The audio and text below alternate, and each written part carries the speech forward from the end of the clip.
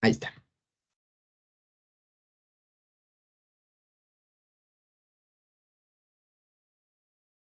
Muy bien. Voy a empezar a compartir pantalla. Me dice si se ve, por favor. ¿Sí se ve? Sí, ya se ve. Muy bien. Ya es el último tema del sistema respiratorio. Ya mérito terminamos, ya falta poco. Entonces vamos a ver esta parte de regulación nerviosa de la respiración. Muy bien. Bueno, hemos visto hasta ahora cómo se regula la respiración a través de las presiones parciales de los gases, todo eso, ¿no? Pero justo ahora vamos a hablar acerca del papel que desempeña el sistema nervioso con la regulación de la respiración. Ajá. Bueno, el sistema nervioso tiene la capacidad de ajustar la velocidad de ventilación alveolar. Ajá. Este, y de este modo puede satisfacer de manera precisa, de manera exacta, las demandas del cuerpo, ¿no? O sea, si el cuerpo requiere más oxígeno, si requiere menos, el sistema nervioso tiene la capacidad de regular la respiración para suplir estas necesidades, ¿no? O si en el caso de que ya no se requiera nada, de que ya no se requiere oxígeno, pues también de reducir la frecuencia respiratoria, porque pues ya no es necesario tanto oxígeno. Ujú. Bueno. Gracias a la intervención del sistema nervioso en la regulación de la respiración, a pesar de de que haya situaciones que puedan alterar la respiración o las presiones parciales, ajá, en realidad ni la presión parcial de oxígeno ni la presión parcial de dióxido de carbono puede alterarse. Ni siquiera, no se alteran mucho, si acaso mínimo, ¿no? Quizás algunos milímetros de mercurio nada más. Ajá. Igual el sistema nervioso tiene la capacidad de regular o equilibrar, acomodar la respiración en otras agresiones respiratorias, ¿no? Por ejemplo, hipoxia y así, ¿no? Entonces vamos a hablar sobre cómo funciona esta parte nerviosa en la regulación de la respiración. Y bueno, para empezar a hablar de esto, tenemos que hablar de algo llamado centro respiratorio. ¿Qué es el centro respiratorio? El centro respiratorio es un centro nervioso que se forma por neuronas que están localizadas de forma bilateral en el bulbo raquídeo, ambos lados del bulbo raquídeo, y la protuberancia en el tronco encefálico. Si vemos la figura, ahí tenemos el bulbo raquídeo, la protuberancia, y ahorita vamos a describir cada una de ellas.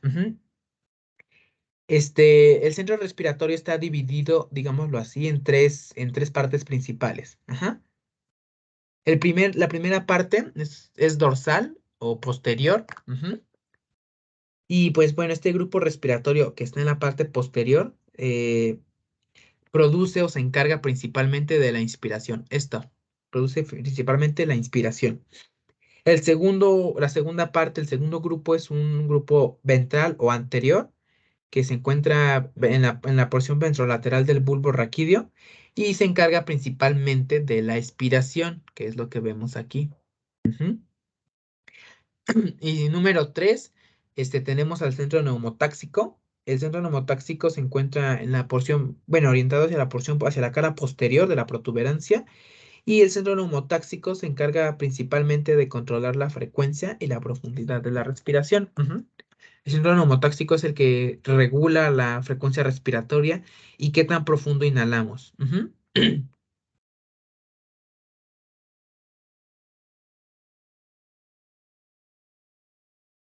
Ok, bueno. Y vamos a hablar ahorita sobre el grupo respiratorio dorsal y las funciones que desempeña. Porque además a grandes rasgos, pues es el que se encarga de la inspiración, ¿no? Pero tiene otras funciones además de solo la inspiración, y es de lo que vamos a hablar justo ahora. El grupo respiratorio dorsal sus neuronas tienen cierta función importante en el control de la respiración. Ajá. Y pues están extendidas casi a toda la longitud del bulbo raquídeo. La mayoría de sus neuronas se localizan al interior del núcleo del tracto solitario, ¿ok? Aunque también tiene otras neuronas de la sustancia reticular del bulbo que también desempeñan funciones importantes en el control respiratorio. Ujú. Entonces, el núcleo del tracto solitario es como que la terminación sensitiva, digámoslo así, a donde desemboca las sensaciones que recogen el nervio vago y el nervio glosofaríngeo, ujú, los cuales pues van a transmitir estas señales sensitivas hacia el centro respiratorio, trayéndolas desde quimiorreceptores periféricos, que ahorita vamos a hablar sobre ellos, de varoreceptores que también se encuentran en la periferia en el cuerpo, receptores que se encuentran en el hígado, en el páncreas y en algunos otros órganos del aparato digestivo, y receptores que se encuentran en los pulmones. Ajá. Este grupo respiratorio dorsal, al ser encargado de la inspiración, tiene la capacidad de dar descargas rítmicas, ajá, lo cual desemboca o se manifiesta en el ritmo, en la respiración rítmica, en un ritmo básico que tiene la respiración. Ajá. Entonces, aún seccionando, si seccionáramos los nervios periféricos que lleguen al bulbo raquídeo, ujú, y si seccionamos o cortamos el tronco encefálico por encima y por debajo del bulbo, el grupo de neuronas, este grupo de neuronas del grupo dorsal va a seguir enviando descargas eléctricas repetitivas. Ajá. Este, igual tratando de regular la respiración. Sin embargo, pues bueno, lo que va a pasar es que ya no van a tener efecto, ¿no? Porque aunque siguen descargando repetitivamente, periódicamente, algo rítmico, pues ya no tienen efecto porque se seccionó esta comunicación del bulbo con la médula, ¿no? Bueno, ok. Pues hay en ciertos estudios en animales, ajá, han descubierto que hay grupos o redes neuronales, ujú, en los cuales la actividad de un grupo neuronal excita a otro grupo y este segundo grupo va a inhibir al primero. Ujú. Entonces, esto se convierte en un mecanismo cíclico que se va a mantener durante toda la vida de los animales. Ajá. Y aplica algo así similar a nosotros, porque existen redes similares, así semejantes, en los seres humanos, las cuales se localizan en el interior del bulbo raquídeo. Ujú. Probablemente no solo hablemos del grupo respiratorio dorsal, quizás también tengan que ver ciertas zonas adyacentes del bulbo raquídeo y las cuales van a ser responsables del ritmo básico de la respiración. Ajá. Una respiración, hablo de una respiración tranquila, calmada. Ujú. A ver, no. Ok, no, todavía no.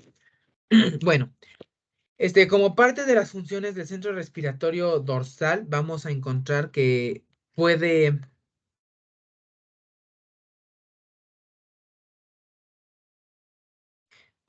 que tiene más bien algo característico, un patrón característico de trabajo. Y hablamos de una señal en rampa inspiratoria. ¿A qué me refiero con señal en rampa inspiratoria? Ujú.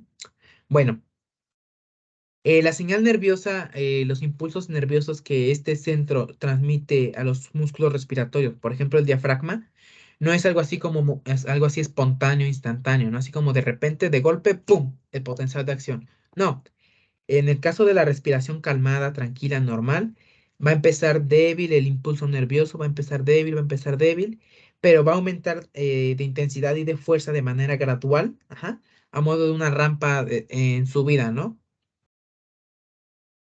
Con una duración aproximadamente de 2 segundos. Ujú. Luego, esta señal inspiratoria en rampa se va a interrumpir súbitamente durante 3 segundos. Esto va a inactivar al diafragma y va a permitir pues que se expire, ¿no? Que los pulmones retrocedan, se desinflen, ajá, y se pueda producir la expiración en sí. Ujú. Y bueno, el ciclo se repite varias veces, ¿no? En cada respiración, en cada inspiración, el ciclo se repite una y otra vez. Ajá. La señal en rampa se va a repetir una y otra vez. Ajá. Entonces, de este modo sabemos ahora, conocemos ahora que la respiración no es una descarga momentánea, instantánea, sino que es una descarga, una señal en rampa. Ujú.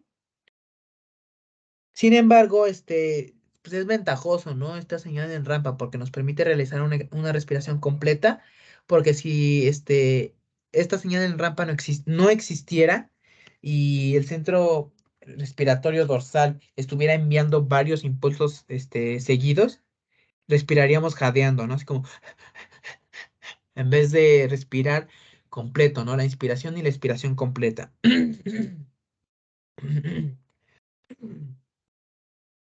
Bueno, hay dos variaciones, digámoslo así, de este movimiento de respiración en rampa dependiendo de la situación fisiológica. El ser humano, nosotros podemos controlar, digámoslo, voluntariamente, qué tan rápido aumenta la señal de inspiración en rampa. ¿Por qué? Porque durante la respiración forzada podemos inspirar rápidamente y expirar rápidamente. Ajá. Y de este modo, pues la señal en rampa aumenta rápido también. Ujú. Lo que permite, pues, también el llenado rápido de los pulmones. Ajá.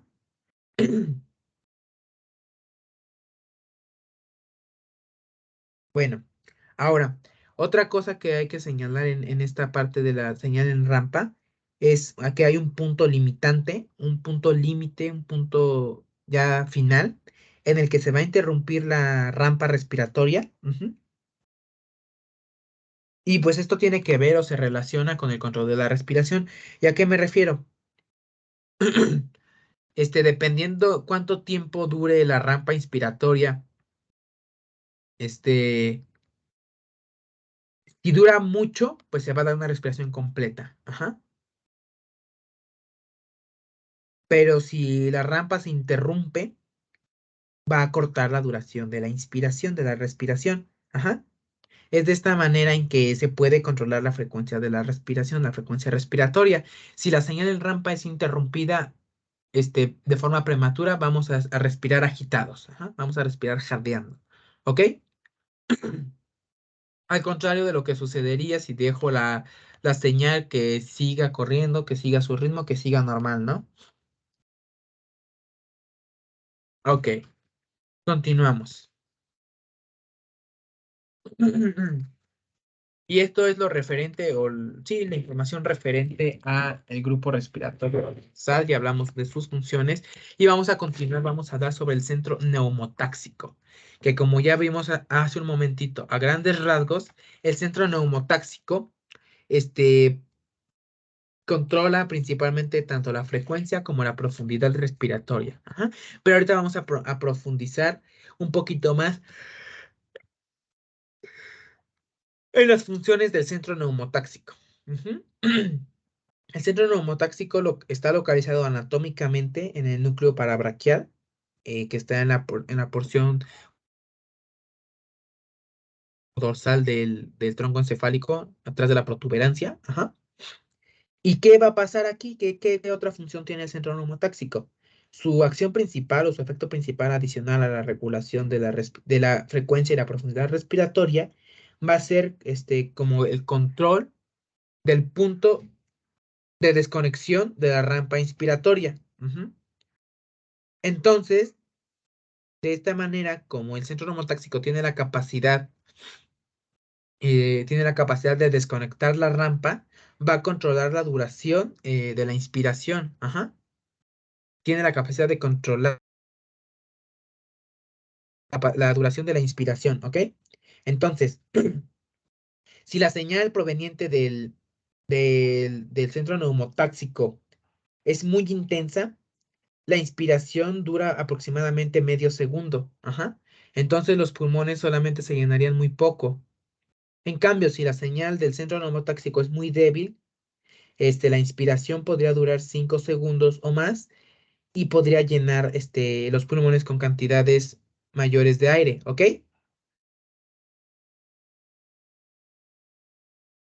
Entonces, ya en conclusión, referente al centro neumotáxico, la principal función del centro neumotáxico de este centro va a ser limitar la inspiración. Ajá.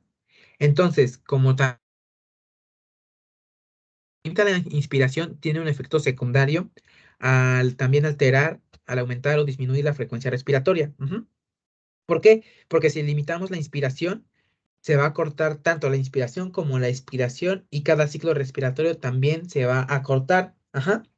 Entonces, la señal neumotáxica, si es intensa, puede aumentar la frecuencia respiratoria del valor normal, que es de 12 respiraciones por minuto, me parece, la puede aumentar hasta 30 a 40 respiraciones por minuto. En cambio, una señal neumotáxica débil reduciría la frecuencia respiratoria a solo 3 a 5 respiraciones por minuto. ¿Ok?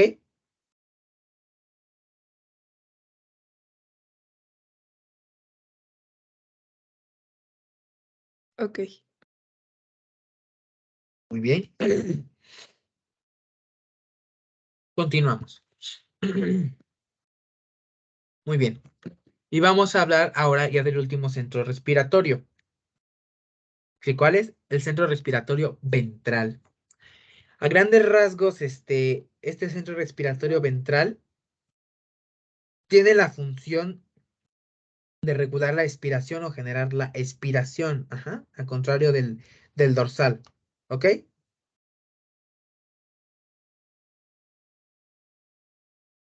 Continuamos entonces. Bueno, el grupo respiratorio ventral son grupos neuronales que se van a encontrar a localizar a ambos lados del bulbo raquídeo. Ujú, y se van a encontrar aproximadamente a 5 milímetros de distancia del grupo respiratorio dorsal. Ajá. Este grupo respiratorio ventral de neuronas se va a encontrar en el núcleo ambiguo y el núcleo se va a encontrar entre el núcleo ambiguo y el núcleo retroambiguo. Son núcleos que están presentes también aquí en el tallo cerebral. ¿Cuál es la función? Es prácticamente lo contrario del grupo respiratorio dorsal, ¿ok? Las neuronas de este grupo van a permanecer prácticamente inactivas durante la respiración tranquila, ajá, casi totalmente inactivas, ¿ok? Durante la respiración tranquila. ¿Por qué?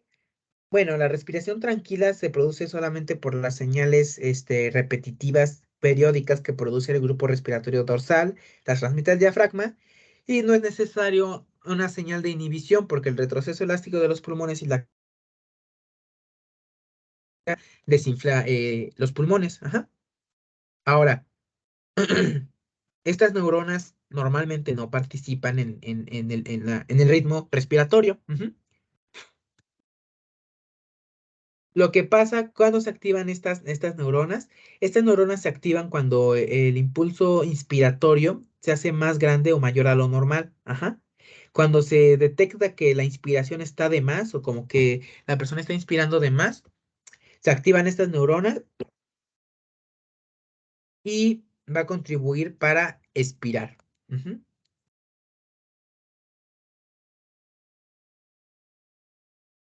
¿Ok? Y a pesar de que su función principal es la expiración, se ha demostrado que al estimular las neuronas presentes en este grupo ventral, puede tanto producir la inspiración como la expiración. Tiene la capacidad de producir ambas cosas. Ajá. Y bueno, son importantes porque son, digamos que neuronas encargadas de dar señales de soporte o de refuerzo, señales potentes a los músculos que, que están en el abdomen, a los músculos abdominales, para el caso de una expiración muy intensa. Ajá.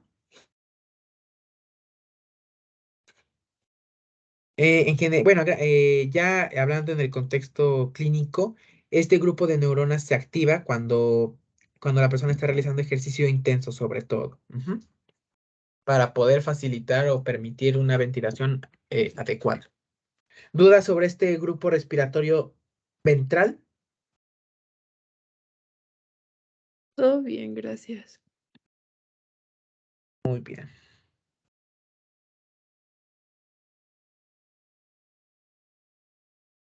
Ok, continuamos. Y vamos a hablar un poquito del reflejo de Hering-Breuer. Ay, no sé cómo se pronuncia. Bueno, aquí en pantalla vemos un diagrama de cómo se comporta los pulmones, el diafragma, los músculos intercostales, este, la caja torácica, cómo se comporta pues la mecánica del aparato respiratorio, tanto en la inspiración como en la expiración. Pero lo coloqué porque necesito que tengas presente esto para entender lo que es el reflejo de insuflación de Hering-Breuer o reflejo de Hering-Breuer. Ajá. Bueno, el reflejo de Hering-Bregor a grandes rasgos son señales eléctricas que transmiten, que se transmiten al centro respiratorio para limitar la inspiración. Porque adicional a todos a estos grupos que ya hablamos anteriormente, o sea, al grupo ventral y al centro neumotáxico, ajá, que actúan totalmente, que están solamente en el tronco encefálico, hay ciertas señales nerviosas de carácter sensitivo, ujú, que se originan en los pulmones, que contribuyen a controlar la respiración. ¿Ok? Estas señales nerviosas provienen de receptores y los receptores más importantes van a estar localizados en la pared muscular de los bronquios y de los bronquiolos. Entonces, estos receptores van a transmitir a través del nervio vago, van a llegar al grupo respiratorio dorsal de neuronas y van a indicar cuando los pulmones están muy distendidos, ¿no? Cuando se están insuflando de más. Ajá. De modo que estas señales eléctricas tienen la capacidad de afectar la respiración, sobre todo la inspiración, de una manera muy similar a las señales que proceden del centro neumotáxico. Entonces, si los pulmones se llenan de aire en exceso, estos receptores de distensión van a activar una respuesta de retroalimentación que va a desconectar la respiratoria y se va a interrumpir la inspiración adicional para evitar que cause daño en los pulmones. Y esto se le conoce como reflejo de Hering-Bregor o reflejo de insuflación de Hering-Bregor. Ajá. Y este reflejo también tiene la capacidad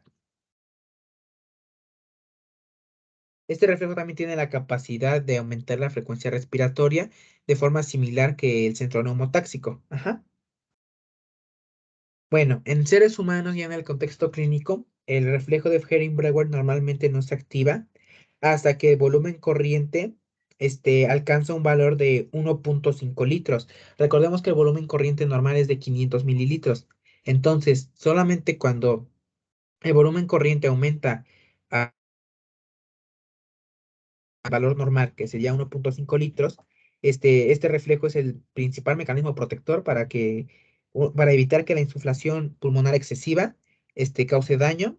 Y bueno, en realidad no es un factor que se relacione con el control de la respiración en sí, sino como que es un factor protector en realidad. ¿Ok?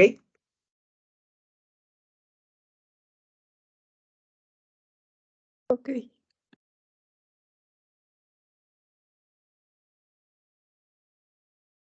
Ok, continuamos.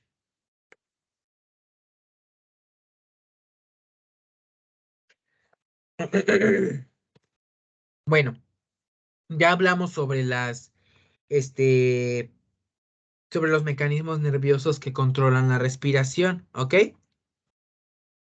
Pero hay ciertos factores, hay otros factores, ajá. Hay ciertos factores que tienen la capacidad ciertos factores químicos, ajá, que tienen la capacidad también de modificar o alterar la respiración también, ¿ok? Y es de lo que vamos a hablar justo ahora. Bueno, recordemos que uno de los objetivos, uno de los propósitos de la respiración, ajá, es mantener una concentración adecuada de oxígeno, de dióxido de carbono y de hidrogeniones, ajá, en los tejidos. Ujú. Entonces, el sistema respiratorio, además de que tiene que responder muy bien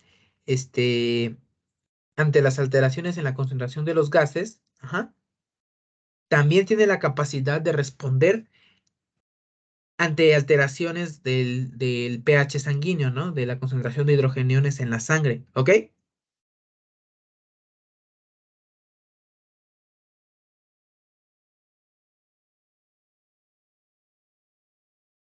Ok. Bueno,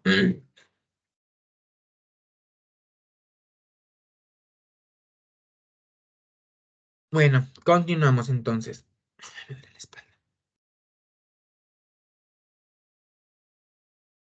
Ok, continuamos entonces. Bueno, tanto el exceso de dióxido de carbono como el exceso de hidrogeniones en la sangre, puede actuar sobre el centro respiratorio. Y al actuar sobre el centro respiratorio, causa que haya un aumento en la intensidad de señales tanto inspiratorias como expiratorias que se dirigen a los músculos de la respiración. Ajá. De modo que en sí mismo, el oxígeno no tiene un efecto, bueno, el oxígeno no tiene un efecto directo tal cual o un efecto significativo en el centro respiratorio. Sin embargo, el oxígeno actúa más sobre quimiorreceptores periféricos, los cuales se encuentran en estos quimiorreceptores se encuentran en los cuerpos carotídeos y en cuerpos aórticos, en las arterias, pues, que llevan sus nombres, ¿no? En la arteria carótida y en la arteria aorta. Estos quimiorreceptores tienen la capacidad de transmitir señales nerviosas que llegan al centro respiratorio y controlan o regulan la respiración, ¿ok?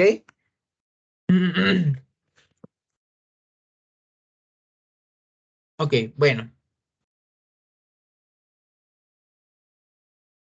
Y para eso necesito que pongamos, bueno, para hablar de esto que vamos a ver ahorita en esta imagen. Bueno, porque ciertas sustancias como el dióxido de carbono y los hidrogeniones ejercen un control directo en la actividad del centro respiratorio. ¿Por qué? El centro respiratorio cuenta con una zona quimiosensible que se encuentra debajo de la superficie ventral del bulbo raquídeo. ¿Ok? Porque de las zonas anteriores que hemos visto, del grupo dorsal, del grupo ventral y el centro neumotáxico, ninguna es afectada directamente por las alteraciones en la concentración de dióxido de carbono o de hidrogeniones. Ajá. Entonces, esta zona quimiosensible, es una zona que está bilateral, y se encuentra solamente 0,2 milímetros debajo de la superficie anterior del bulbo raquídeo. Y esta zona tiene la característica de que es muy sensible a las modificaciones tanto de la presión parcial de dióxido de carbono en la sangre, como también a la concentración de hidrogeniones, y de esta manera puede excitar o inhibir las demás, el resto de porciones del centro respiratorio.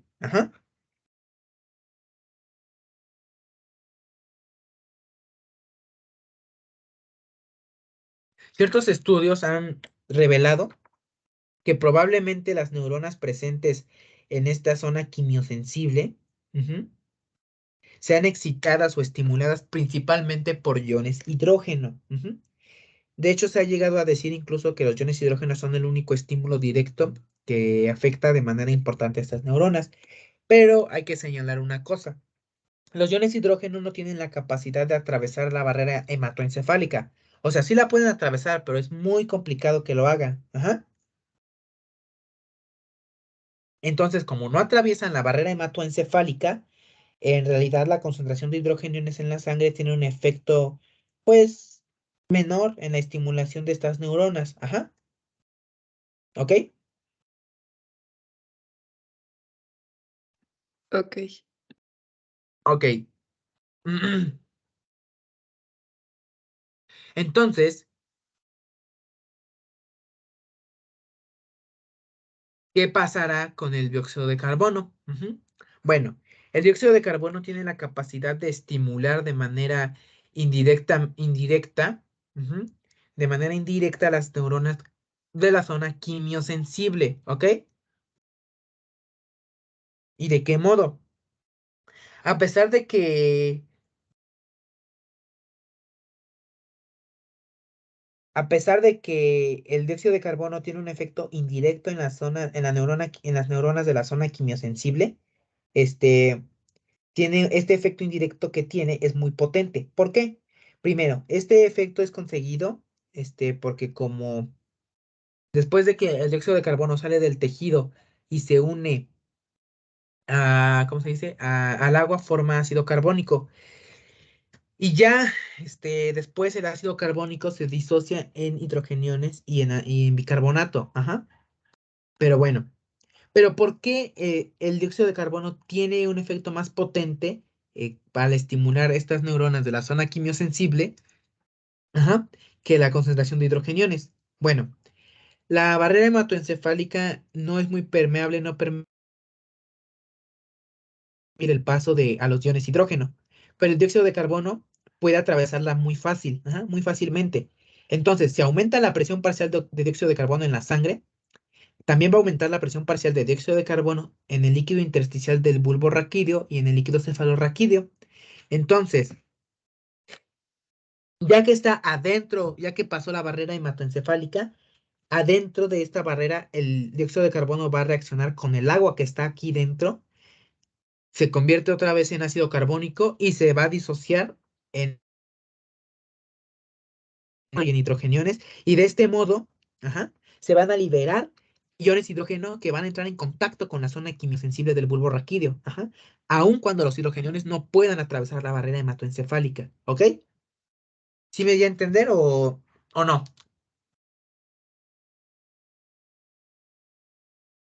Sí. ¿Sí? ¿Sí me di a entender? Ok.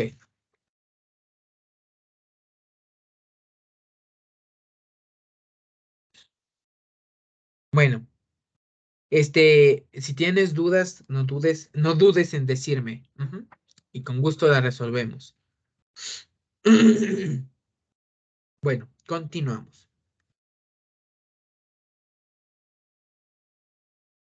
Sin embargo, a pesar de que el dióxido de carbono tiene un efecto pero muy potente en la estimulación del centro respiratorio, a pesar de que es indirecto, es muy potente, este, llega cierto momento en que el centro respiratorio, esta zona quimiosensible, pierde la sensibilidad al dióxido de carbono.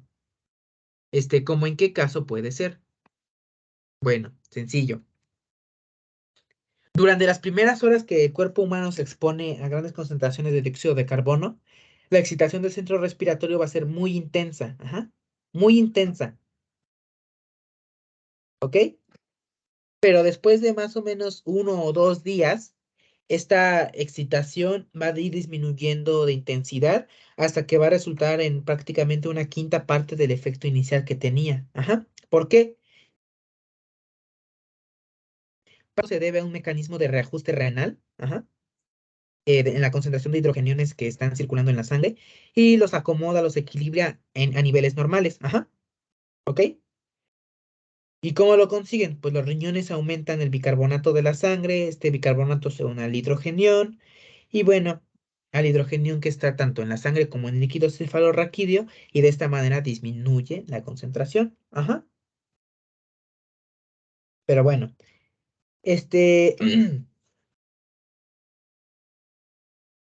bueno, también es importante hablar de que después de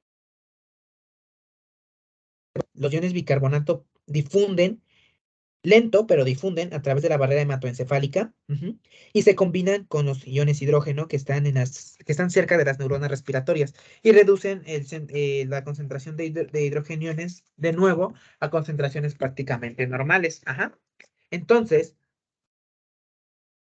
la concentración o la cantidad de dióxido de carbono presente en la sangre tiene un efecto agudo durante las primeras horas, un efecto agudo potente en el control de la respiración, pero crónicamente va a tener un efecto débil. Después de unos días se va a debilitar este efecto.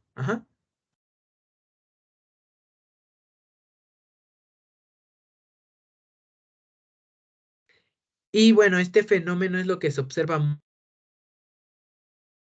muy común en alpinistas. Por ejemplo, una persona que quiera subir al monte Everest, el monte Everest tiene aproximadamente 8.000 metros de altura, la verdad no recuerdo la cifra exacta, pero el monte Everest, pues sí, tendría variaciones en la presión de oxígeno, ¿no? Al estar escalando. Entonces, las personas que lo van escalando o que lo van a escalar, no lo pueden subir todo de una sola vez, sino que tienen que subir poco a poco. ¿Por qué?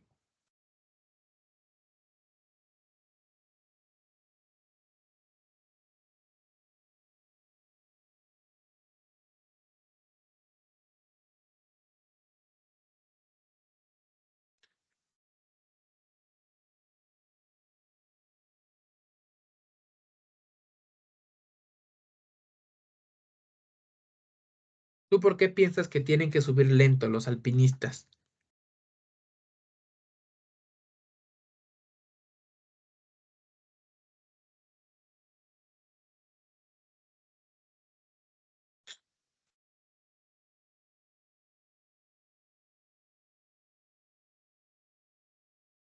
¿No? ¿No se te ocurre nada?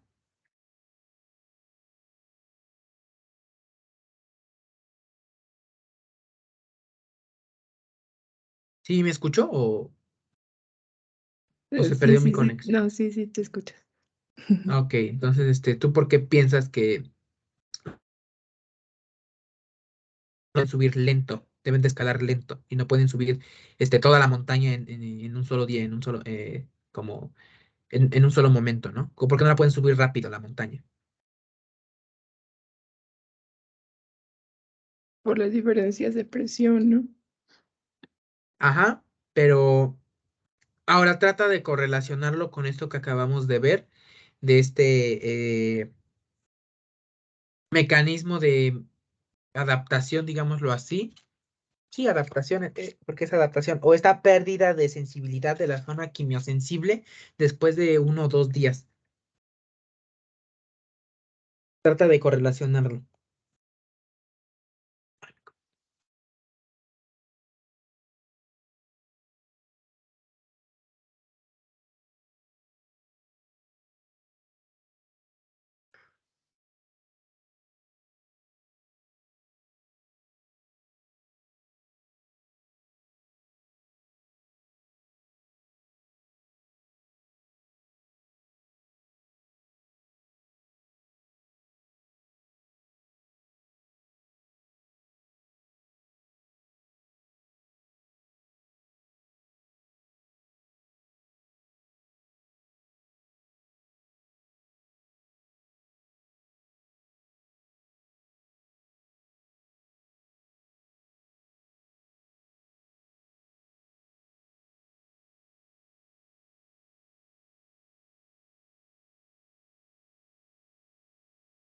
¿No? ¿No le encuentras relación?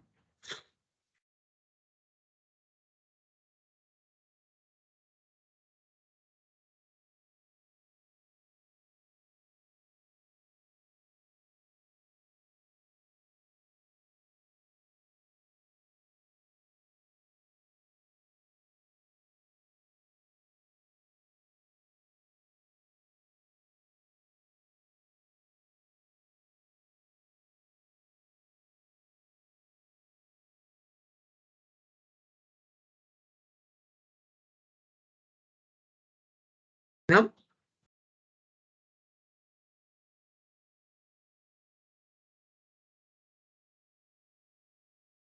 Bueno, lo explico. Lo explico. La causa por la cual la causa por la cual las personas, este, los alpinistas tienen que subir lento una montaña muy alta, es porque tienen que esperar a que su zona quimiosensible, su centro respiratorio, se adapte a las deficiencias de oxígeno. Ajá. ¿Ok?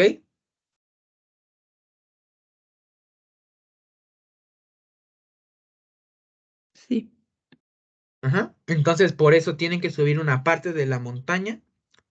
Tienen que esperar aproximadamente 2, 3 días. Ajá. Y después de esos 2, 3 días, ya que su zona quimiosensible perdió la sensibilidad al dióxido de pueden continuar. Ajá. Porque si subieran de golpe, no, sería algo grave, ¿no? Sería grave.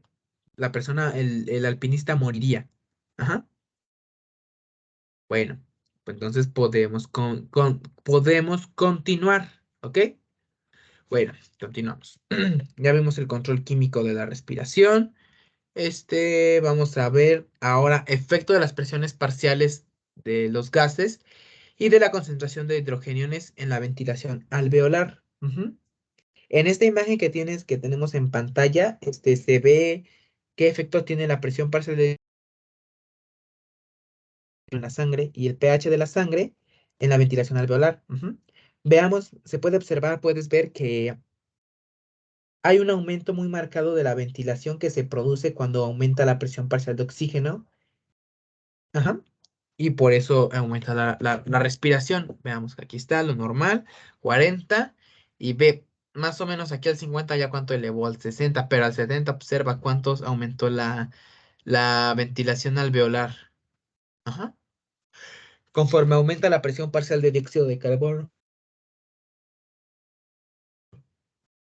Bueno, de esta manera podemos demostrar que la concentración, las modificaciones del dióxido de carbono tienen un efecto muy potente en el control de la respiración. Al contrario, las alteraciones que puede ocasionar un cambio en el pH son mínimas. Ajá. Una décima parte. Observa cómo el pH ya cambió varias. Aquí está, mira, la escala de pH aquí abajito. Ajá. O sea, observa cómo los cambios de pH no afectan tan severamente a la ventilación alveolar, pero la presión parcial de dióxido de carbono es así. Ajá. Ahora, las alteraciones o cambios en el oxígeno tienen un efecto muy pequeñito en el control de la respiración. Ujú. Prácticamente no es ningún efecto, ajá, sobre un efecto directo, digámoslo así, que afecta en sí al centro respiratorio. Ujú. Tiene un efecto indirecto, porque el oxígeno actúa a través de quimiorreceptores que están en la periferia, que es lo que ya hablamos hace un momentito. Ujú. Bueno, que hablamos que están en los cuerpos carotídeos y en los cuerpos aórticos. Ajá. En clases anteriores hemos revisado que la hemoglobina es un sistema amortiguador, ¿no? Que puede liberar cantidades prácticamente normales de oxígeno a los tejidos, aun cuando la presión parcial de oxígeno varíe o disminuya o aumente, ¿no? Entonces, excepto en situaciones muy específicas, se produce una liberación normal adecuada de oxígeno. Ujú. ¿Ok? Ok. Bueno, en esas situaciones especiales que hemos mencionado, aquí está. Ya vamos a hablar sobre este sistema de quimiorreceptores. En estas situaciones especiales en las que el cuerpo, el tejido, tiene cierto problema porque hay falta de oxígeno, el cuerpo cuenta con un mecanismo especial, ajá, que permite controlar el centro respiratorio, el cual se localiza en los quimiorreceptores. El mecanismo de quimiorreceptores va a responder cuando el oxígeno sanguíneo disminuye demasiado, ¿no? El oxígeno de la sangre. Cuando la presión parcial de oxígeno sanguíneo disminuye un valor de 60 milímetros de mercurio. ¿Ok? Y bueno, y ahorita ya vamos a hablar en sí de lo que son los sistemas de quimiorreceptores, que es un tema muy interesante y muy bueno. ¿Ok? El sistema de quimiorreceptores, es un sistema que cuenta con varios receptores químicos que están en varias zonas que están fuera del encéfalo. Ujú. Los más importantes o los más relevantes son los que están en los cuerpos cariotidios y en los cuerpos aórticos. La mayoría se encuentra en los cuerpos cariotidios. Una parte en los cuerpos aórticos, pero bueno, la mayoría está en los cuerpos carotídeos. Este sistema de quimiorreceptores es importante porque puede detectar modificaciones del oxígeno sanguíneo y también tiene la capacidad de respuesta de responder a modificaciones en la concentración de dióxido de carbono y de hidrogeniones, pero su capacidad de respuesta en este caso es menor que a la del oxígeno. Ajá. Los quimiorreceptores transmiten estas señales que reciben al centro respiratorio y de esta manera es como contribuyen a la regulación de la respiración. Ujú. Los cuerpos carotídeos, ¿dónde se encuentran? O sea, además de que en la carótida. Estos se van a encontrar de manera bilateral en la bifurcación de la arteria carótida común. Ujú. Cuando va la arteria carótida común y se divide en carótida interna y carótida externa, ahí es en donde están los cuerpos carotídeos y en donde se encuentran estos quimiorreceptores. Ajá. Las fibras, las aferencias, las fibras nerviosas aferentes que salen de estos quimiorreceptores van a pasar a través de nervios de Hering, llegan a los nervios glosofaringeos y por último van a llegar a la zona respiratoria dorsal del bulbo para de esta manera estimular la respiración. Si sube información por estos nervios, se estimula la respiración. Ahora, los cuerpos aórticos se localizan a lo largo del callado aórtico, que es lo que tenemos aquí, el callado aórtico. Ajá. Sus aferencias, sus fibras nerviosas aferentes, por dónde van a viajar.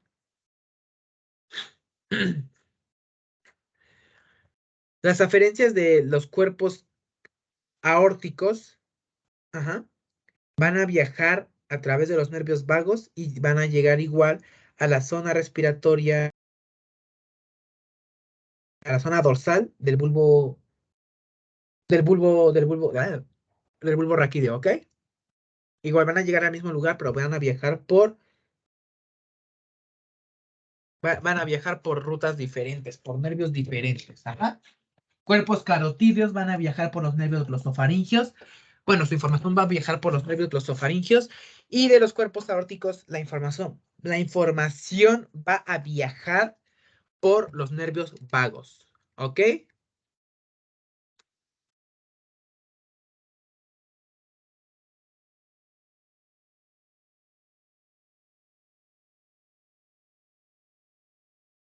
Bueno, y cada uno de estos quimiorreceptores recibe su propia vascularización. Tiene como que una irrigación arterial especial, ¿no?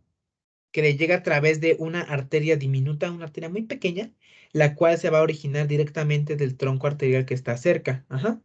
Entonces, el flujo sanguíneo que le llega a estos cuerpos, ujú, el flujo sanguíneo que le llega a estos cuerpos, este, es muy abundante, muy elevado. Ajá. Normalmente el flujo sanguíneo, normalmente el flujo sanguíneo debe de, debe de ser equivalente o, bueno, sí tiene que relacionarse con el peso de la estructura, ¿ok? Tiene que ser proporcional al peso de la estructura que vasculariza, ajá, porque pues de nada sirve que el flujo sanguíneo sea mayor para una estructura demasiado pequeña, ajá. Entonces, eso es lo normal. Pero en el caso de estos cuerpos, de estos quimiorreceptores, el flujo sanguíneo que reciben es de 20 veces el peso que tienen, 20 veces lo más de lo que necesitan en realidad, ¿no? Entonces,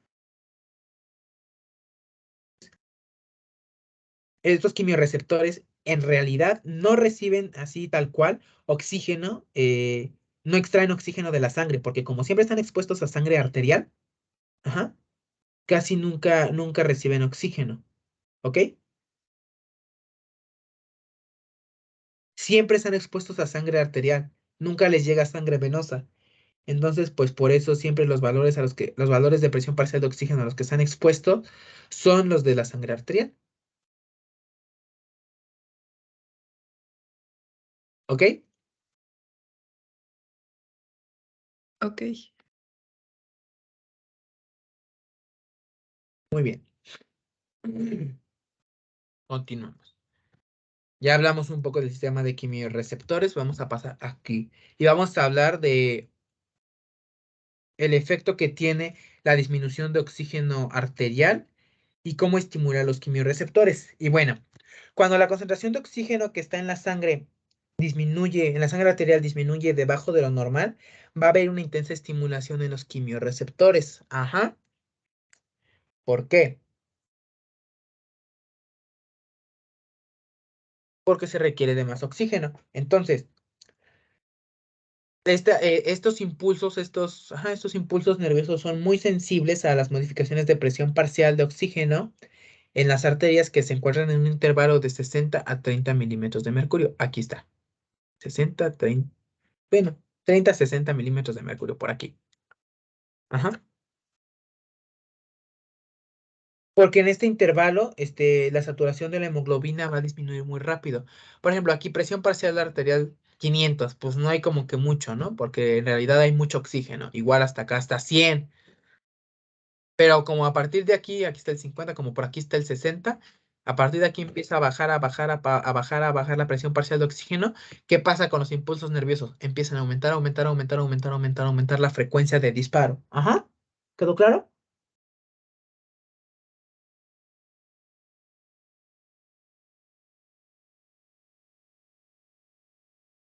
Sí. Sí, todo bien.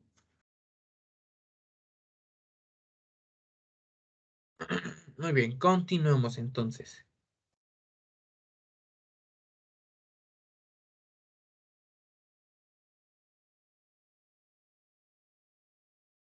Y vamos a hablar ahora sobre el mecanismo de estimulación de los quimiorreceptores. Aquí está la arteria, pues aquí va a estar el quimiorreceptor. Y ahorita vamos a hablar de esta célula que es célula, se llama célula glómica, ¿ok?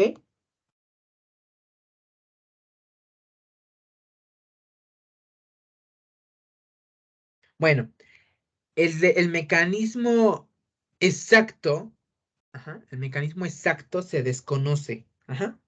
Todavía no se sabe bien por qué una presión parcial de oxígeno baja puede estimular esas terminaciones nerviosas en los cuerpos carotídeos y aórticos. Sin embargo, lo que sí se sabe, es que estos cuerpos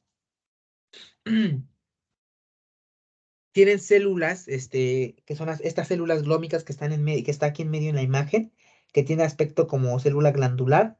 Y estas células glómicas pueden establecer sinapsis de forma directa o indirecta con terminaciones nerviosas. Ajá. Se sugiere que estas células glómicas pueden actuar como quimiorreceptores o son las que en realidad actúan como quimiorreceptores y posteriormente estimulan a las células nerviosas. ¿Ok? Bueno, eso es lo que se cree, es lo que se piensa.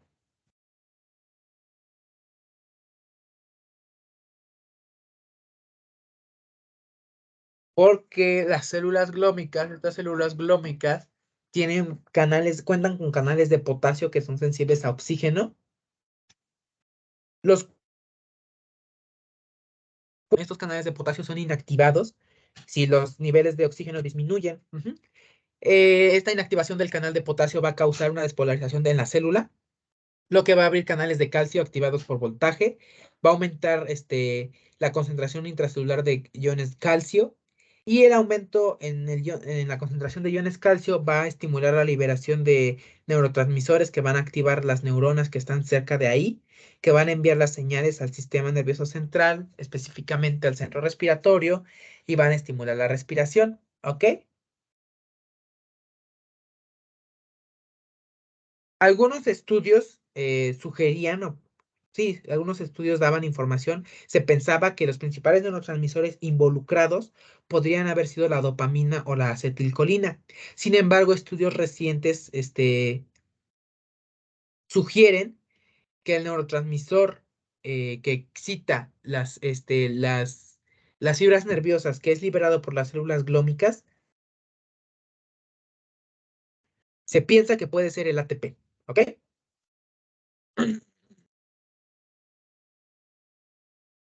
Y ya por último, el aumento de dióxido de carbono y la concentración de iones hidrógeno también pueden estimular los quimiorreceptores. ¿Por qué?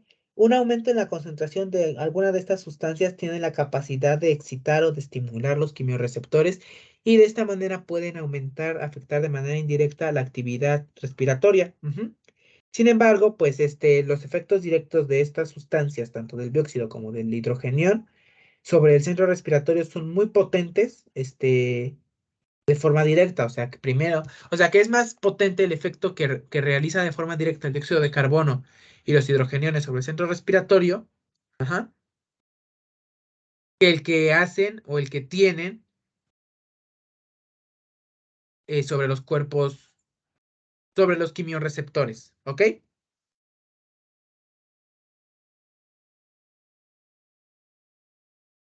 Y pues precisamente como estas sustancias tienen un efecto directo en el centro respiratorio y como es más potente, tiene un efecto 7 veces mejor o más potente que el efecto que ejerce sobre los quimiorreceptores. Ajá.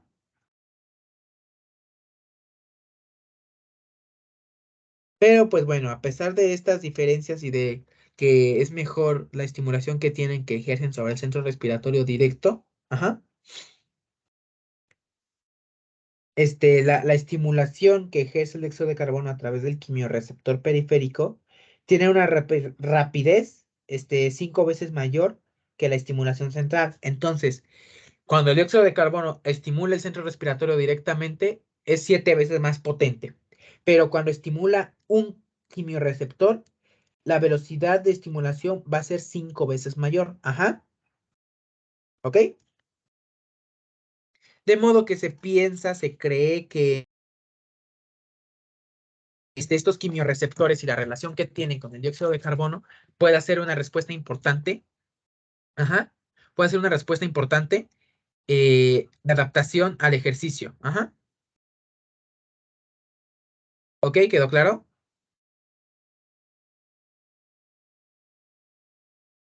Sí,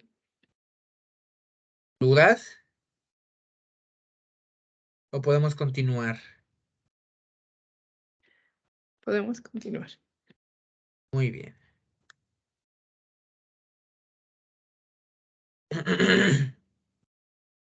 Muy bien, continuamos entonces.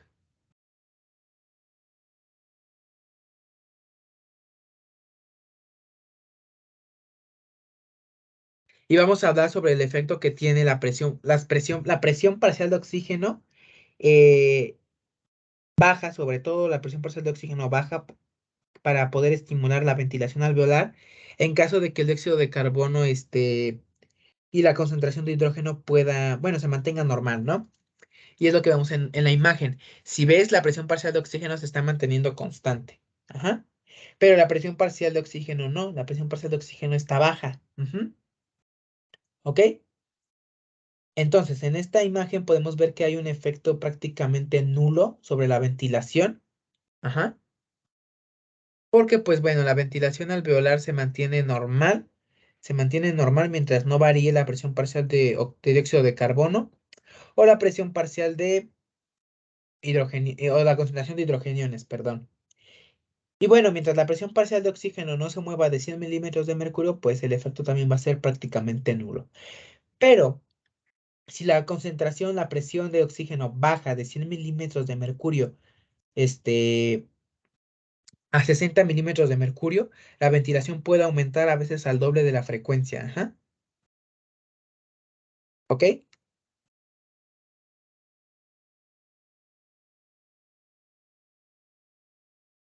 Bueno, continuamos. La hipoxia en sí misma tiene un efecto en la ventilación muy cuando la presión parcial de oxígeno supera los 60-80 milímetros de mercurio. Ujú.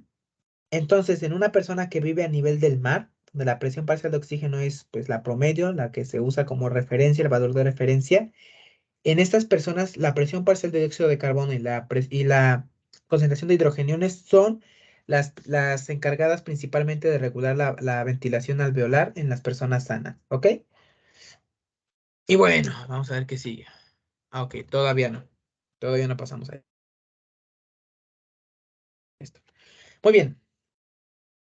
Hablamos hace un momentito de la desensibilización de la zona quimiosensible del bulbo raquídeo, si lo recuerdas.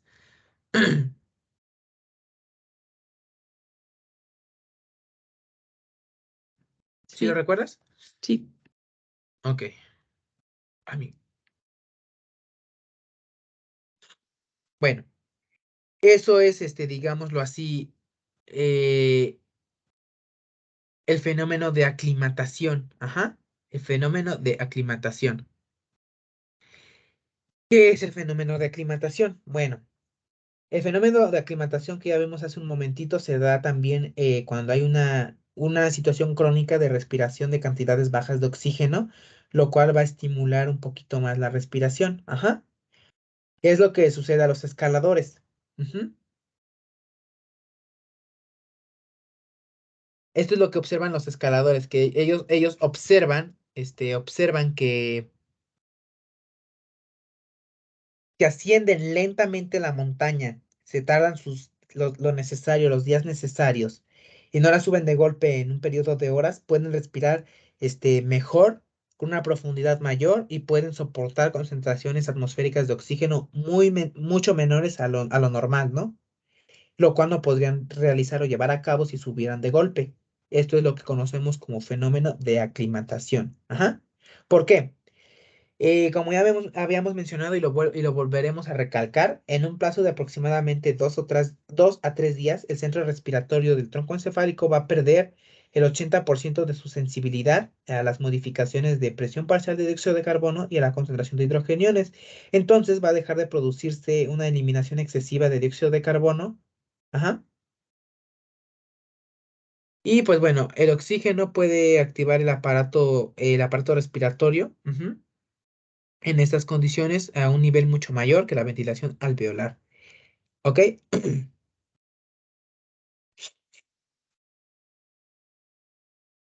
Bueno, y a diferencia del aumento del 70% de la ventilación que se produce después de la exposición aguda a un oxígeno bajo, la ventilación alveolar va a aumentar 500% luego de 2 a 3 días después, o sea, después de la aclimatación, la ventilación alveolar va a aumentar entre 400 y 500%, ¿ok?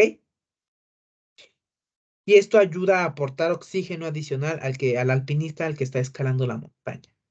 Ajá. Y ahora sí, vamos a ver cómo se regula la respiración durante el ejercicio. Recordemos que durante el ejercicio el consumo de oxígeno y la formación de dióxido de carbono aumentan, ¿no? Pueden aumentar incluso hasta 20 veces. Ajá. Pero bueno, en el caso de un deportista sano,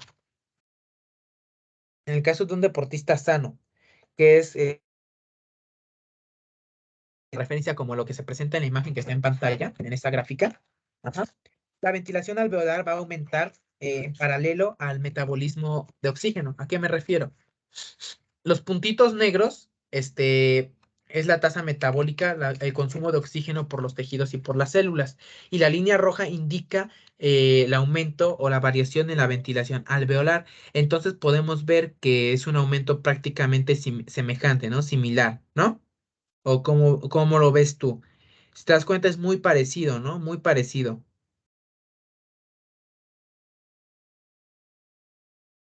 Sí, Sí, ¿no? Se parece demasiado, ¿no? Bueno, en estos casos, la presión parcial de oxígeno, la presión parcial de dióxido de carbono y el pH sanguíneo se van a mantener prácticamente normales. Ajá. ¿Ok? Normalmente lo que pasaría, podríamos pensar, que podríamos pensar que el aumento del metabolismo también aumentaría la concentración de hidrogeniones y aumentaría la presión parcial de dióxido de carbono, y eso es lo que genera el aumento de la ventilación. Ajá. Pero hay mediciones de sangre arterial que han demostrado que ninguno de estos valores se modifica durante el ejercicio. Entonces, ninguno de ellos se altera lo suficientemente o tiene una alteración, una variación lo suficientemente grande, para poder estimular la respiración de manera tan intensa como se puede ver durante el ejercicio.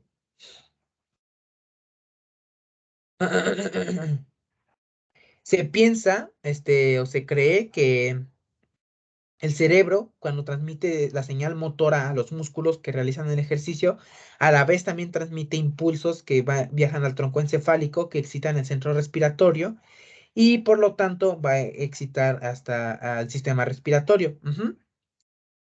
Es semejante a la acción que tiene, a la acción estimulatoria que tiene el cerebro sobre el centro vasomotor del tronco encefálico, lo que también produce un aumento simultáneo de la presión arterial. Ujú.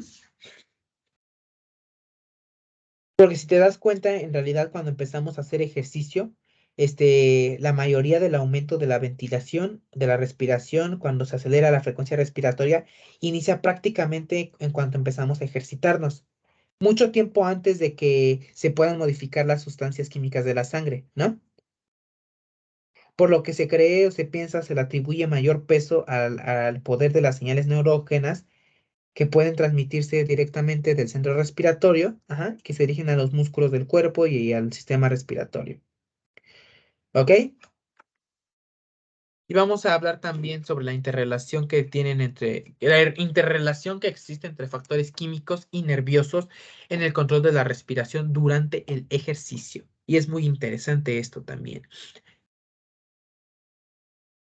¿Tienes algunas dudas?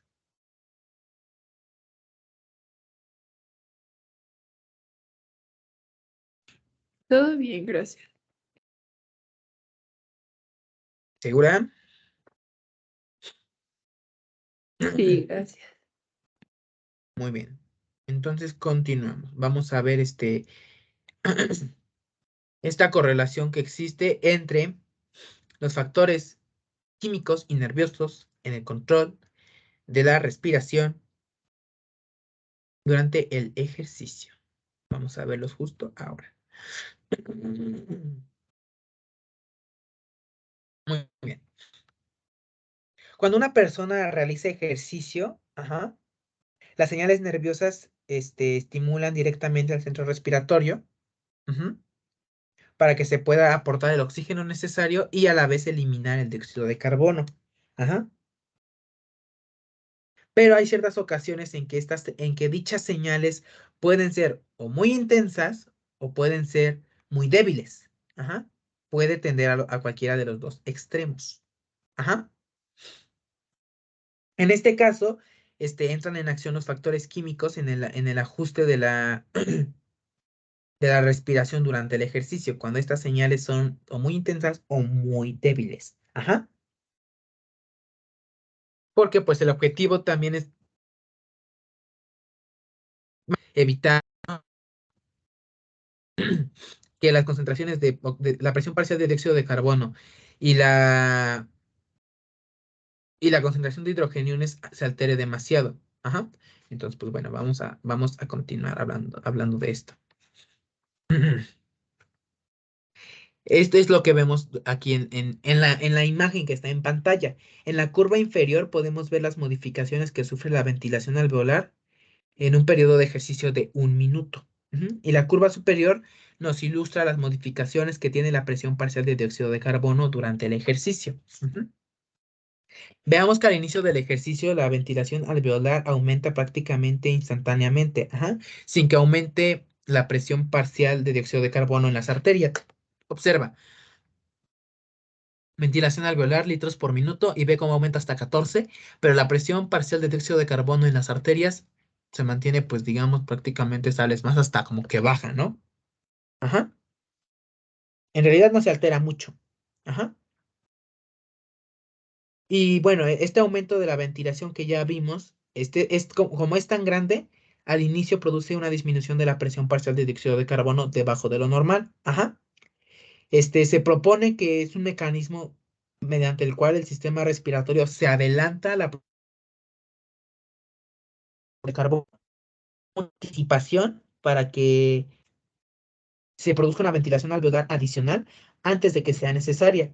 Pero bueno, luego de 30 a 40 segundos, el dióxido de carbono aumenta, ¿no? El dióxido de carbono que se libera desde los músculos aumenta y se ajusta a la tasa de ventilación y a la tasa metabólica. Ujú. ¿Ok? Y bueno, continuamos. Ok, bueno, todavía no. Ay, no creo que me adelante un poco. Bueno, sí, también. Ok, sí era aquí. Sí era aquí. En esta figura podemos ver cómo se resume el control de la respiración en el ejercicio. Ajá. En la curva inferior, en la curva de color verde, ujú, nos va a mostrar qué efecto tienen las diferentes presiones parciales de dióxido de carbono en la ventilación alveolar, por ejemplo, cuando el cuerpo está en reposo, cuando está haciendo ejercicio. Mientras que la curva roja en la parte superior nos va a demostrar el desplazamiento de la curva ventilatoria que causa el impulso de las neuronas que viene del centro respiratorio, que se va a generar durante el ejercicio. Ahora, hay ciertos puntos que se indican en las dos curvas que muestran la presión parcial de dióxido de carbono primero en estado de reposo y después durante el ejercicio. En ambos casos, la presión parcial de dióxido de carbono se encuentra en una concentración normal de 40 milímetros de mercurio. Ajá. O sea que en realidad el factor neurógeno o el control nervioso solo desplaza la curva 20 veces hacia arriba. Ujú.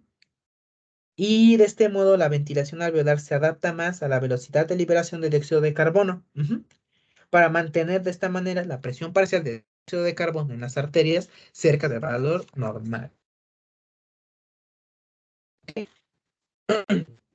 Ahora, durante el ejercicio, la presión parcial de dióxido de carbono arterial varía desde su valor normal de 40 milímetros de mercurio, puede aumentar, bueno, más bien aumenta, va a ejercer cierto efecto estimulador adicional en la ventilación y después, si la presión parcial arterial de dióxido de carbono aumenta más de 40 milímetros de mercurio, el efecto, ¿qué va a ser? El efecto va a ser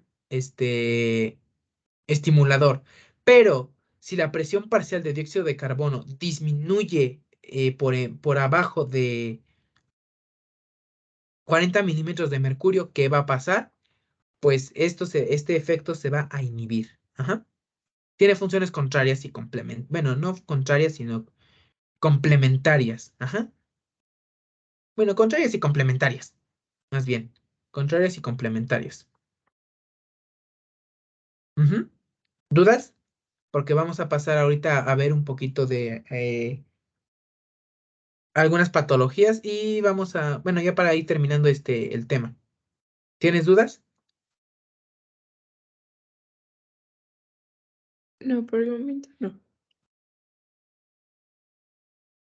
Ok, continuamos entonces.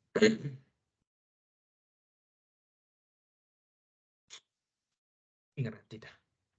Muy bien, nos quedamos en esta imagen. Se cree que el proceso de la ventilación, de la respiración durante el ejercicio puede ser una respuesta aprendida. ¿A qué me refiero? Puede ser como una adaptación. Hay ciertos experimentos que indican que el cerebro tiene una capacidad para desplazar la curva de respuesta ventilatoria en el ejercicio. Ajá. O sea, periodos repetidos, episodios periódicos de ejercicio, el cerebro adquiere de manera progresiva la capacidad de proporcionar señales adecuadas para poder mantener la presión parcial de dióxido de carbono en su nivel normal. Ajá. Se cree que la corteza cerebral también participa en este aprendizaje. Ajá, porque hay ciertos experimentos que bloquean la corteza cerebral y esto bloquea la respuesta nerviosa o la respuesta aprendida, ajá, que tiene el cerebro. Bueno, que tiene el sistema respiratorio. ¿Ok?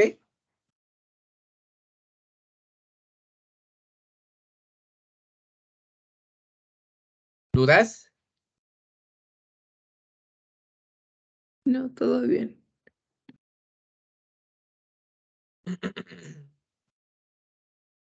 Muy bien. ¿Podemos continuar entonces? Sí. Muy bien. Si tienes dudas, puedes interrumpirme. Y bueno, vamos a hablar ahorita un poquito sobre clínica, un poquito sobre sí, sobre clínica. Vamos a hablar sobre factores que influyen en la respiración. Y pues el primero que vamos a hablar es del que está aquí en pantalla. Ajá. Observa, para una respiración normal se requiere que el tronco encefálico se encuentre intacto. Ajá. Y es así más o menos como se ve la actividad nerviosa de esta zona cuando el tronco encefálico está intacto. Veamos, aquí está protuberancia, aquí está centro neumotáxico, centro apnóstico, grupo respiratorio ventral, grupo respiratorio dorsal, pero está intacta la estructura. Ahora, si el tronco encefálico se le realiza un corte a esta altura, debajo de la protuberancia, ajá, pero arriba del bulbo raquídeo, la respiración va a continuar, pero se va a tornar algo irregular. Ujú. O sea, la persona sigue respirando, pero ahora va a respirar de forma irregular. Ajá. Pero si se secciona la médula espinal a este nivel, a nivel de las vértebras cervicales, la respiración se detiene totalmente. ¿Ok? ¿Quedó claro? Sí. Muy bien. Continuamos entonces.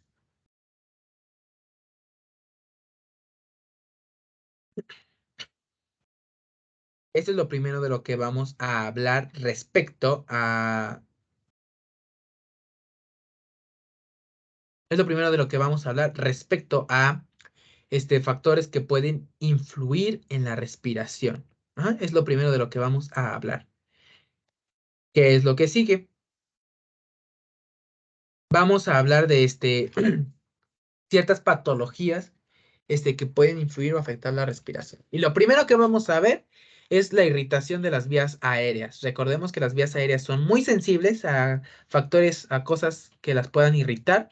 Si lo recuerdas del primer capítulo, una de las funciones de las vías aéreas es proteger. Entonces, en este caso, cualquier cosita que irrite las vías aéreas puede llegar a ser grave. Ujú. Bueno, primero, recordemos que el epitelio que está presente en la tráquea, en los bronquios y en los bronquiolos, tiene ciertas terminaciones nerviosas sensitivas que se llaman receptores de irritación. Y estos receptores sustancias, pues que pueden causar daño, ¿no? Ajá. Estos receptores tienen la capacidad de desatar el reflejo de la tos y el reflejo del estornudo, como ya revisamos, y pueden causar constricción bronquial en personas, por ejemplo, que tienen asma o que tienen enfisema pulmonar, ¿no? ¿Ok?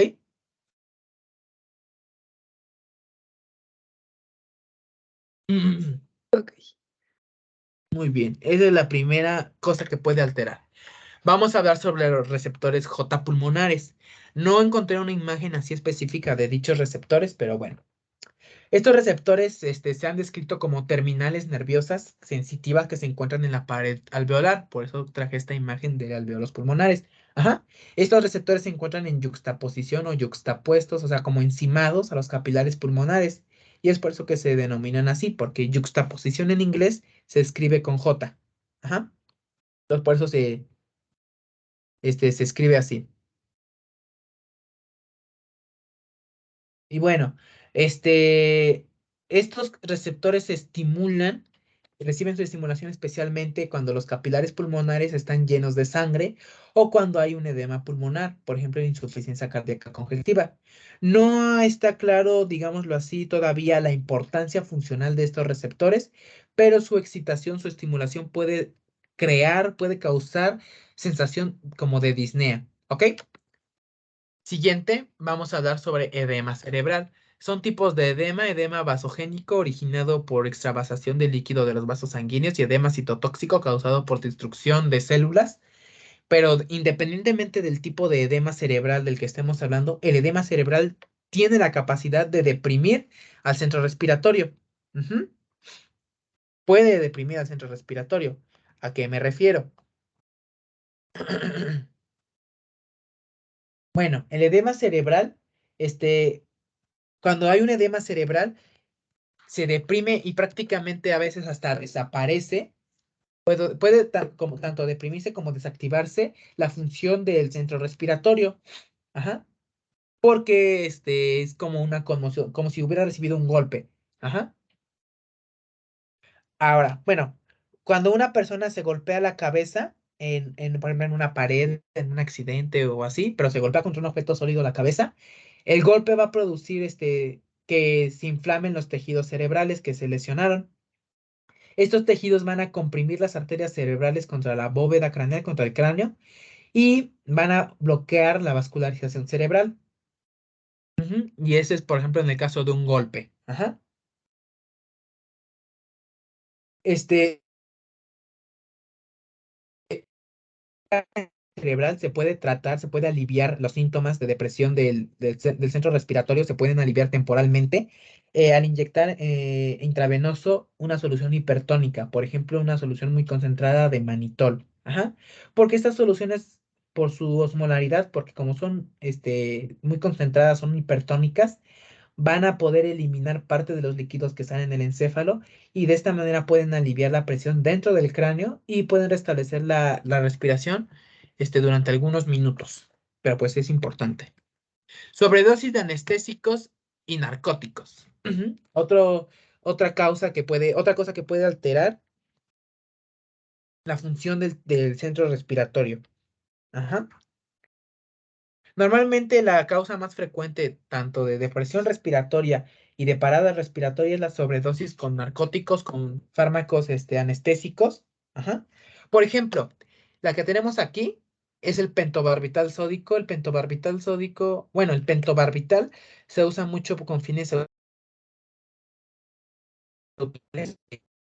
para algunas personas lo usan para suicidarse. El pentobarbital deprime el centro respiratorio, mucho más que otros anestésicos. Por ejemplo, esta molécula de aquí es la molécula de alotano, pero el pentobarbital sódico es más potente que el alotano. Ujú. Esta que tenemos aquí es morfina, me parece, o creo que la morfina no es cierto, la morfina es esta. Y bueno, hace mucho tiempo la morfina se usaba como anestésico. Ajá. Pero pues en la actualidad la morfina solamente se usa como complemento de la anestesia porque tiene un efecto potente y deprime mucho el centro respiratorio, pero no anestesia la corteza cerebral. ¿Ok? Y bueno, los opioides, que son los fármacos, la clase de fármacos a la que pertenece la morfina, son responsables de de varios casos, de muchos casos de sobredosis fatales en todo el mundo. Estadísticamente hablando, en Estados Unidos, en 2017 aproximadamente 70,000 personas murieron por sobredosis, porque la sobredosis les causó un paro respiratorio. Esta propanol o propofol, ay, no me acuerdo qué molécula era, si era propanol o era propofol, pero bueno, no sé si te enteraste o si has leído que Michael Jackson murió por sobredosis de un medicamento para dormir. Sí, sí había escuchado. Ajá.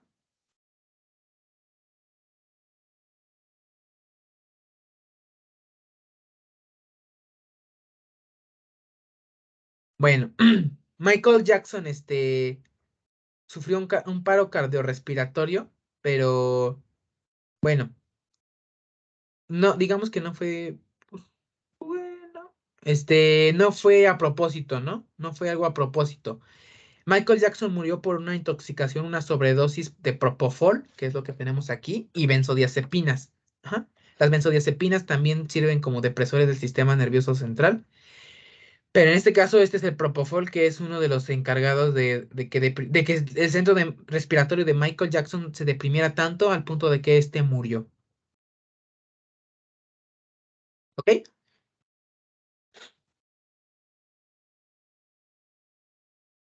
Y bueno, la última alteración que vemos es aquella respiración periódica. Pero ¿a qué me refiero con respiración periódica? No me refiero a la respiración normal en reposo, porque nuestra respiración normal en reposo también es periódica. Sin embargo, a lo que me estoy refiriendo aquí es es una respiración periódica, pero patológica. ¿A qué me refiero con esta respiración periódica o qué es esta respiración periódica? Bueno, lo que pasa es que la persona deja de respirar, ajá, durante algún tiempo, deja de respirar durante algún tiempo y de repente como que el centro respiratorio se da cuenta de que no está respirando y empieza una taquipnea, una respiración muy acelerada, ajá, una respiración muy acelerada, ¿ok? Y como es una respiración acelerada, muy acelerada, lo que pasa es que ahora va a haber una depresión, digámoslo, que en contraparte no. Una depresión del sistema respiratorio para tratar de equilibrar la hiperventilación. Ujú. O sea, primero hay una hiperventilación, una sobreoxigenación y después hay una depresión del sistema respiratorio. Y es un ciclo que se repite y se repite y se repite y se repite y se repite varias veces. Ajá. Eso es lo que sucede desgraciadamente en muchos casos. Y es lo que conocemos como respiración de Cheyne-Stokes. Ajá. Son episodios que se producen aproximadamente cada 40 a 60 segundos. Ajá. Y bueno.